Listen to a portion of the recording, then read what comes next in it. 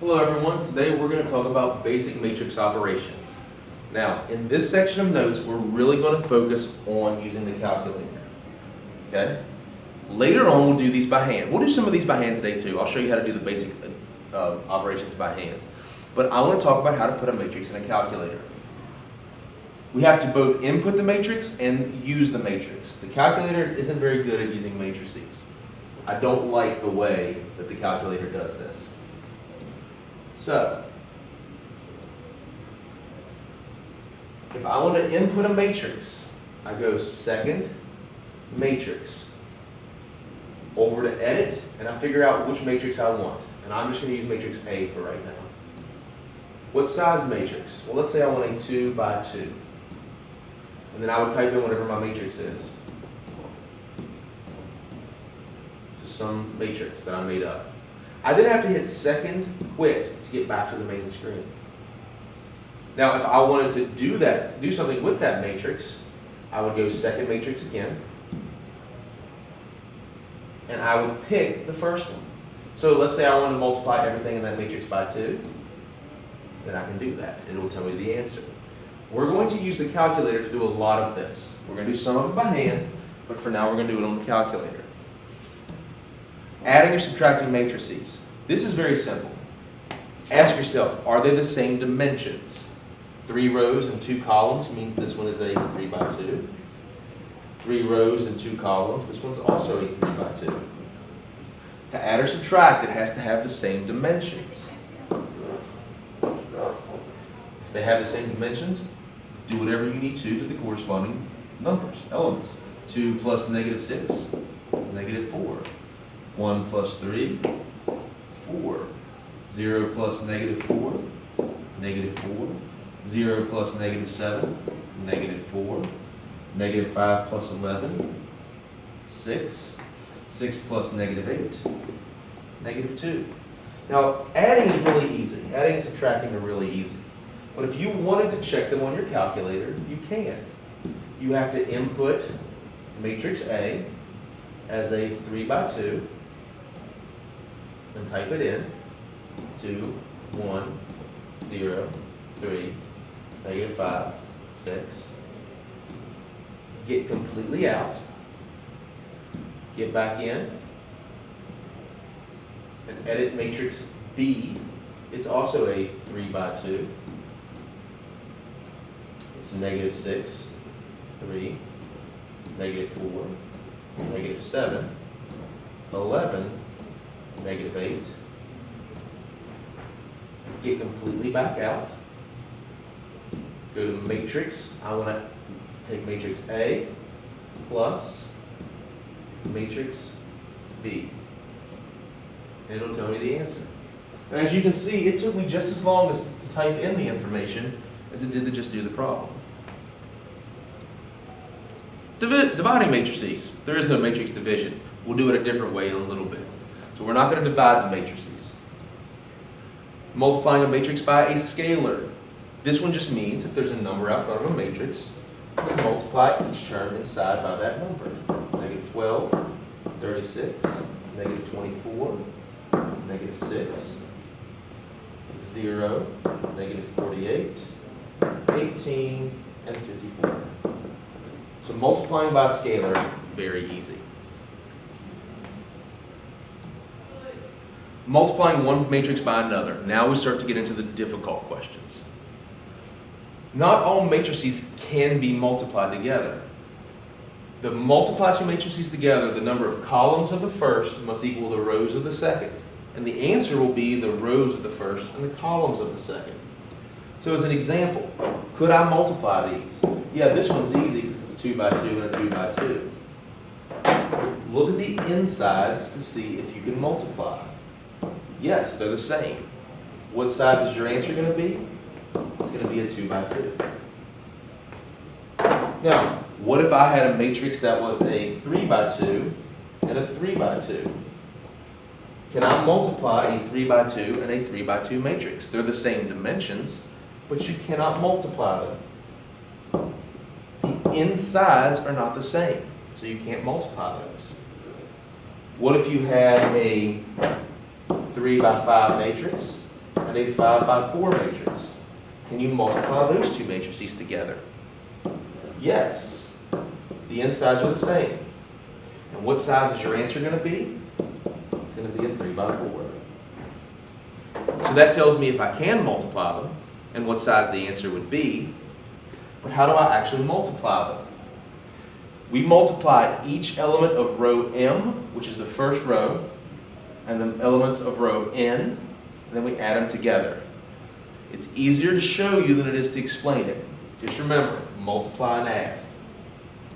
So, this is a 2 by 2 and a 2 by 2. They're the same inside, so it works. And the answer is going to be a 2 by 2. I'm going to make a big matrix and put 4 blank spots in it. These aren't fractions, these are blanks. And I'm going to fill in the blanks. This is the first row, and this is the first column. So we're going to multiply the elements together and put a plus sign in between them. 2 times 6 is 12, plus 3 times negative 4 is negative 12. To do this one, this is the first row and the second column, so I'm going to use the first row and the second column. Multiply, you get negative 4, plus multiply, you get 3. This spot is the second row, first column, so I'm going to look at the second row and the first column. Multiply them together, I get 6 plus negative 20. And then this is the second row and the second column, so the second row and the second column. If you multiply those, you get negative 2 plus 5. Simplify your answer down, you get 0, negative 1, negative 14, 3. Can we do this with a calculator? Of course we can. So the first matrix, matrix A in this problem, hit the wrong button. Matrix A is a 2 by 2, and it's 2, 3, 1, 5. Get out completely. Second matrix, edit B. Matrix B is also a 2 by 2. 6, negative 2, negative 4, and 1. Get completely out. So I want matrix A times matrix B. I don't have to put a multiplication symbol in there. It knows to multiply. And it tells me it's 0, negative 1, negative 14, 3. Which is good. I got it right. I didn't mess up. That's always good. Remember, this is not commutative, and I'll show you a perfect example. Can you multiply a 2 by 3 and a 3 by 4? Yes, this will work. And the answer is going to be a 2 by 4. But if you were to switch these two things around, you cannot multiply a 3 by 4 and a 2 by 3. So the order that you multiply them really matters here. Determinant. The determinant of a matrix determines if the matrix has an inverse, which is really important for solving. As long as the determinant isn't 0, we can find the inverse. You can only find the determinant of a square matrix. For now, we're only going to do the determinant of a 2 by 2. I'll show you how to do a larger determinant by hand later on, and we'll show you how to do the calculator steps in a few minutes. So the determinant of a 2 by 2 matrix, I'm going to cross multiply, and I'm going to subtract in between. And I always start in the top left. So top left and bottom right, top right, bottom left, and subtract in between. Another symbol that you can use is the absolute value bars. That also means determinant, and it's the same rule. Cross multiply, you get A times D. Cross multiply, you get B times C, and subtract. So find the determinant of that matrix, okay? Cross multiply. Negative 6 times negative 4 is positive 24. Cross multiply. 5 times 11 is 55. 24 minus 55 is negative 31. Now why is this called the determinant? Because it determines whether or not this matrix has an inverse. This determinant isn't 0. Because it's not 0, yes, this matrix has an inverse.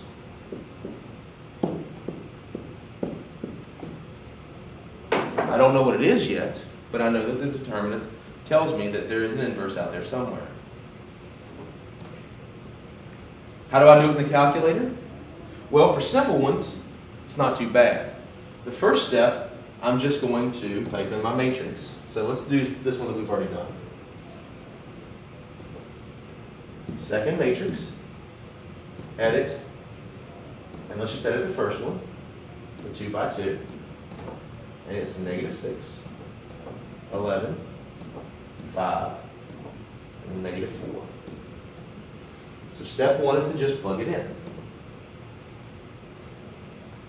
Go over to math, so let's get out completely. Second matrix, back to math. The very first thing says determinant. Determinant of what? Go back to matrix. I want determinant of matrix A. Oh, it's negative 31. Good, that's what I got. That's really useful for the larger ones. For 2 by 2s, it's very easy to just do it by hand. But if you do a 3 by 3 or a 4 by 4 or 5 by 5, it would take a lot of time to do by hand.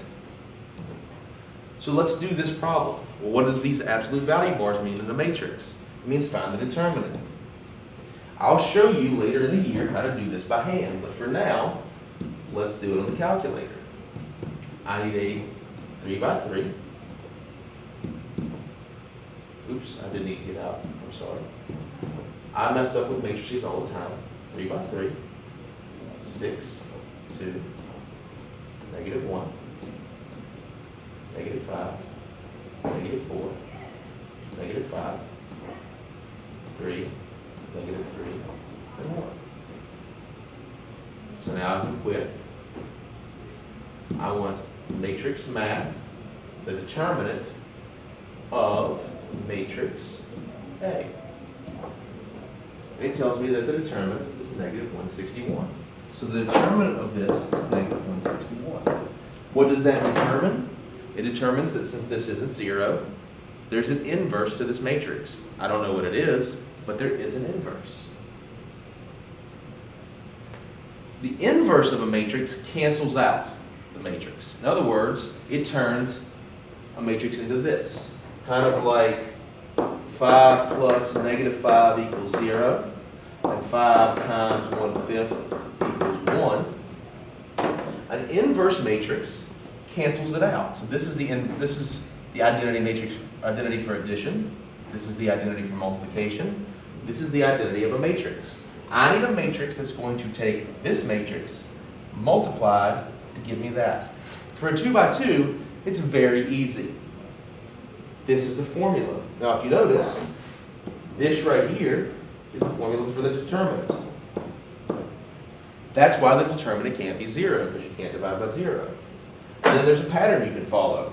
Switch A and D, negate B and C. For 2 by 2, it's very easy. For 3 by 3, 4 by 4, 5 by 5, any of the larger ones, you'll need a calculator for now. I'll show you again later how to do this. So, if you want to do it on the calculator, let's do it by hand first. What's the determinant? The determinant is 1 over 16 minus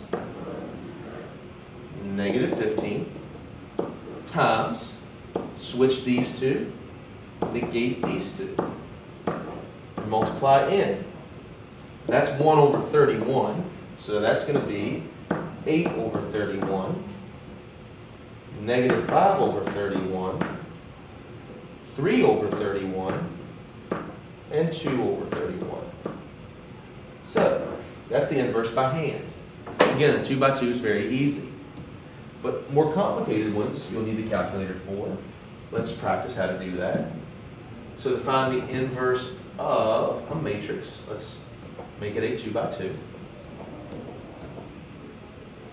It's 2, 5, negative 3, and 8. Let's get back out. I want matrix A inverse, which is the same button we've been hitting to get to matrix. And it gives me it as a decimal, but you can still hit math, enter, enter. And look, it'll give you the same answer I just got. 8 over 31, negative 5 over 31, 3 over 31, and 2 over 31. So 2 by 2 is not bad. But more complicated problems like 3 by 3 and 4 by 4 and 5 by 5, those are going to take a lot of work. Next time, we'll use the inverse to solve matrix problems, and we'll use them to solve word problems.